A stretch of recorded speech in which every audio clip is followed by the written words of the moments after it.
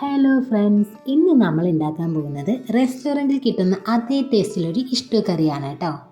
അപ്പോൾ അതിന് വേണ്ടിയിട്ട് ഞാൻ കുറച്ച് ക്യാരറ്റും ഉരുളക്കിഴങ്ങും കട്ട് ചെയ്ത് ഒരു കുക്കറിലേക്ക് ഇട്ട് കൊടുക്കുകയാണ്. ഇതിലേക്ക് ആവശ്യത്തിനുള്ള ഉപ്പും കുറച്ച് വെള്ളം കൂടി ചേർത്ത് ഇത് നമുക്ക് നന്നായിട്ടൊന്ന് വേവിച്ചെടുക്കാം.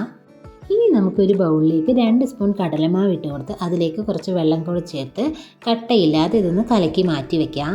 ഈ ഒരു പാൻ വെച്ച ശേഷം നമുക്കിതിലേക്ക് കുറച്ച് വെളിച്ചെണ്ണ ഒഴിച്ചു കൊടുക്കാം. വെളിച്ചെണ്ണയൊക്കെ നന്നായി ചൂടായി വരുമ്പോൾ നമുക്കിതിലേക്ക് കുറച്ച് കടുക് ഇട്ട് കൊടുക്കാം.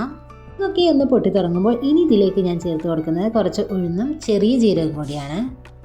ഇനി ഇതിലേക്ക് 2 വറ്റൽമുളക് പൊട്ടിച്ചിട്ടതും കുറച്ച് വെളുത്തുള്ളി ചെറുതായി അരിഞ്ഞതും കൂടെ ചേർത്ത് കൊടുക്കുകയാണ്. ഈ സമയത്ത് തന്നെ നമുക്ക് കുറച്ച് മഞ്ഞൾപ്പൊടി കൂടി ഇട്ട് കൊടുക്കാം. ഇനി ഇതിലേക്ക് കുറച്ച് സവാളയും 2-3 പച്ചമുളകും കൂടെ ചേർത്ത് കൊടുത്ത് ഇത് നന്നായിട്ടൊന്ന് വഴറ്റിയെടുക്കാം.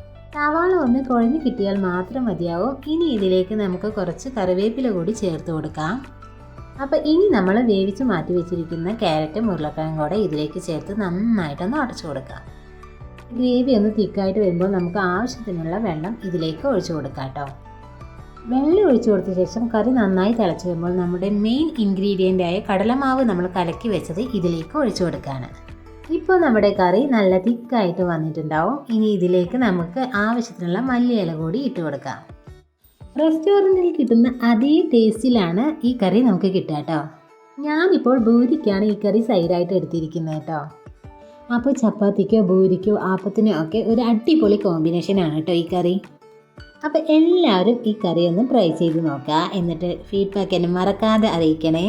ഇന്നത്തെ എൻ്റെ വീഡിയോ ഇഷ്ടമായെങ്കിൽ ലൈക്ക് ചെയ്യാനും ഷെയർ ചെയ്യാനും മറക്കല്ലേ. കൂടെ സബ്സ്ക്രൈബ് ചെയ്യാത്തവരുണ്ടെങ്കിൽ ഒന്ന് സബ്സ്ക്രൈബ് ചെയ്ത് സപ്പോർട്ട് ചെയ്യണേ. അടുത്തത് നല്ലൊരു വീഡിയോ ആയിട്ട് വരാം. ബായ്.